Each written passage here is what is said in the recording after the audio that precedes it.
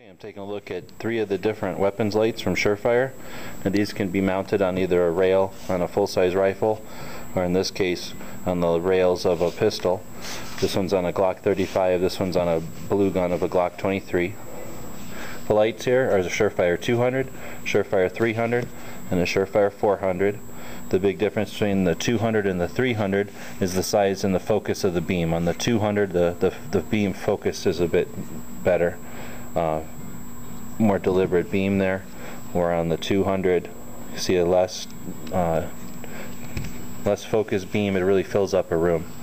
Now on this 200 and on this 400 we've got the DG switches hooked up, which is basically a remote switch that brings the on-off portion of the light switch back here to the handle, to the grip.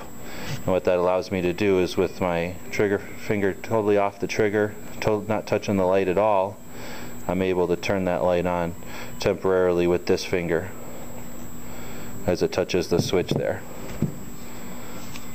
So as it's grabbing the switch, the light goes on. Real handy if you're using it one-handed, if you've got a cell phone or holding back a dog or opening doors. Real efficient to have that switch underneath. Now it's an add-on. It's about a $90 add-on. It replaces this back cover. Now it also leaves the regular Surefire switches on, which on the Surefire weapons lights, in either the up or the down position, it stays on permanently, and you can just tap the switch to get it to momentarily turn on.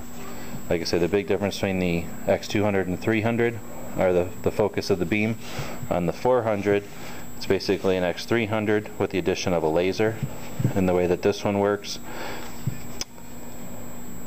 I'm going to go ahead and permanently turn the light on. And then underneath here there's a selector switch. Now I've got it with just the laser, I've got it with both the laser and the light, and now with just the light. What I like about the X400 is that when you bottom it out either to the left or to the right, it turns off both the light and the laser, which is great for travel or storage. No possibility that the light can be left on. Happens to me all the time with weapons lights, especially the type like this with the switches in the back. You cram this into a range bag, something happens, the switch gets pushed, you come back later and either your bag's on fire or the battery's completely drained. So it's a nice feature to be able to bottom the switch out, bottom the light out, so that the other switches can't be activated. Great little lights, real efficient. The X400, 300, and 200. The 200 is discontinued. You can probably find them online still. The 300 is still out there. The 400 is brand new.